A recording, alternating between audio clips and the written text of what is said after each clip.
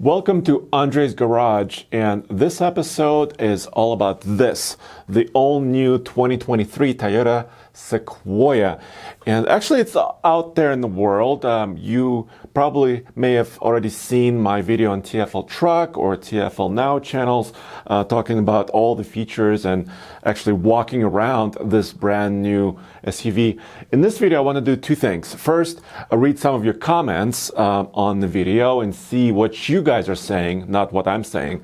But also, I wanted to show you some numbers and data about how the new Sequoia compares to the Tahoe and the Expedition, because this segment is very, very hot right now, this full-size SUV segment, because they can hold a lot of people, big, huge families, and also tow trailers, and also go off-road, as you can tell by this TRD Pro version of the Sequoia. So let's take a look at some comments here and see what you guys are saying. So let me zoom in just a little.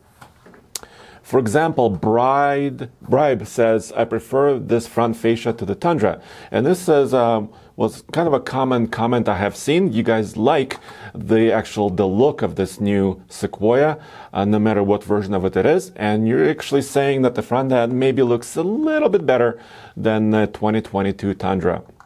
Here's another comment related to that. Somebody will transplant the front end onto a Tundra. Okay. The back looks good. Toe Piglet says, kind of like the Lexus rear end. Wondering if the third row seat are removable. So we still don't have every answer for you as far as all the specifications, interior volumes, and whether the third row seats are easily removable. I actually don't think so. They are foldable though. Sliding rear glass was awesome feature. Sucks that it's gone.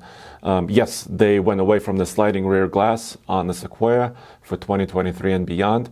So mostly you guys were welcoming of this new Tundra. It's also all hybrid power, so it's going to have a hybrid powertrain. So let's take a look at how it compares. So if you zoom in on this area here, the Sequoia will come only for 2023 when it goes on sale in the summer of 2022 with this hybrid V6 twin turbo, 437 horsepower, 583 pound-feet of torque. It's a 10-speed auto. Now, the Chevy Tahoe is currently the segment leader. And I actually have the Chevy and the Ford here because those are kind of the best sellers. I can show you that here. In 2021, Chevrolet sold 106,000, just over that, Tahoes. Ford sold about almost 82,000 Ford Expeditions. And the sales are growing in a huge way. You can see it here, 20% up, 5% up over the previous year, and on and on and on. Even the GMC Yukon and others like Dodge Durango and Suburban, etc. This is really hot market right now. The Sequoia, the previous gen, whoops, it sold only about 8,000 SUVs, primarily because it's a partially hand-built vehicle currently. It's built in Indiana. The new one is moving to Texas, to San Antonio, and it's going to be built in this Capstone Luxury Edition as well, alongside the Tundra in Texas. So hopefully, and most likely, the volumes will increase, and they'll be more available and more popular. At least that's the story coming into this. So if we go back to the data, the Chevy Tahoe, actually, I put the most powerful in the premium power plant here, which is a 6.2-liter V8. They also have the 5.3-liter V8. They also have a 3-liter diesel, but I just wanted to compare and show how the horsepower in the premium power plants compares, because this is also a premium power plant, this hybrid. Now, Ford is doing something quite interesting for 2022. They are updating and refreshing the Expedition, and they're giving it a high output V6 EcoBoost, which is basically almost a Raptor engine. Yes, the F-150 Raptor, 440 horsepower and 510 pound-feet of torque. Here's what it looks like. And they also have an off-road version of it, which is the Timberline edition. And it's not on sale yet, but it's coming very, very soon. You can see here some of what it looks like. It's the latest iteration of their styling for their SUV. And you can see, oh look, it's a redwood forest. Peculiar. So that's how they compare on power. How do they compare on fuel efficiency? Well, the numbers on the Sequoia, the new one, is not available yet. The V8, the big V8 from Chevy is 14 city, 19 highway, 16 combined. You can boost this by a huge number when you get the diesel engine. And this is the 2021 rating, not this 2022 rating. For 2021, 17 city, 22 highway, 19 combined is the Expedition rating. I'm expecting something similar to this, perhaps, on the Sequoia, because, well, it's a hybrid. It might be a little bit better than that, but we don't know yet. But I'm expecting maybe 19 to 20, maybe a little bit higher here on the hybrid Sequoia.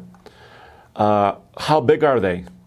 Well, these are giant SUVs. They're meant to hold lots of people. We don't have specific exact numbers on the new Sequoia quite yet. This is the current Sequoia wheelbase, 122. And actually, that's a pretty long wheelbase for an SUV. The current Tahoe is a 120.9 inches wheelbase, and the current Expedition is 122.5. So if the new Sequoia maintains the same wheelbase, it'll be right in between these and quite competitive and lots of space there. Length, this is the current length of the Sequoia, the previous gen. The new one might be a couple inches longer. So it's a little bit shorter than the Tahoe and the Expedition. So still in the same realm. So should have quite good volume on the interior. Width, this is the new Tundra, width between 80.2 and 81.6.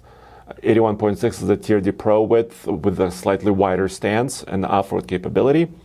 We don't know if the Sequoia will be identical to that, but it might be. And it's about the same as the Tahoe and the Expedition. Maybe a little bit wider. So yeah, the footprint is pretty big.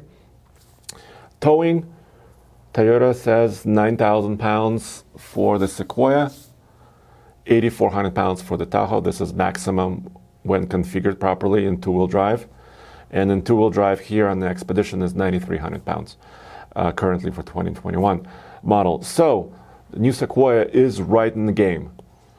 Very competitive towing numbers, and we'll see how this shakes out when the new models come online. Off-road versions. Yes, of course, the Sequoia has an off-road version. It's the Tier D Pro. And it's also going to have Fox suspension, slightly higher ride height, rear locking differential, and a solid rear axle even, and all the drive modes you can imagine, very similar to the Tundra. The Tahoe has a Z71, and I just showed you the Ford also has the Timberline. So this is the next kind of frontier for these larger SUVs. They're becoming a little bit more capable off-road, more aggressive tires, better clearances, skid plates, tow hooks I won't mention right now. We'll discuss that later when Sequoia actually arrives and we can test it. So long wheelbase versions, or let's talk about luxury versions. Capstone on the Sequoia, High Country on the Chevrolet, and the Platinum on Ford. I think they're along the same line there. Long wheelbase versions, Tahoe has the Suburban, Expedition has the Expedition Max. Nothing like that for the Sequoia. So Sequoia is currently not planning, Toyota is not planning any long wheelbase supersized versions of it. Price is not available yet, but here's the ranges. They start at around 50 grand for the competition and go to $80,000 plus. So that probably will be the range similar to that. The Toyota Sequoia will have a similar range. So there you have it. So which one wins? Well, we don't have all the data like the leg room and interior space. In the third row, the Sequoia, like I showed you, is a little bit tighter than the Tahoe or the Expedition. But overall, they tow about the same. Toyota Sequoia has more torque. So we'll have to put them together on our drag strip, see how they perform on our efficiency loops. We can load them up with stuff and show you exactly how much space they hold, how much stuff is on the inside. So there you have it, guys. Like I was saying, this is a very competitive segment, and this is exactly how they compare to the Chevrolet Tahoe and the Ford Expedition.